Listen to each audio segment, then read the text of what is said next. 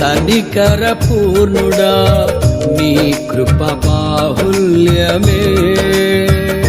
ఉన్నతముగా నిన్ను ఆరాధించుటకు అనుక్షణమున నీ ముఖ కాంతిలో నిలిపి నూతన వసంతములు చేర్చెను కనికర పూర్ణుడా నీ కృప బాహుల్యమే ఉన్నతముగా నిన్ను ఆరాధించుటకు అనుక్షణమున నీ ముఖ కాంతిలో నిలిపి నూతన వసంతములు చేర్చెను జీవించద నీ కొరకే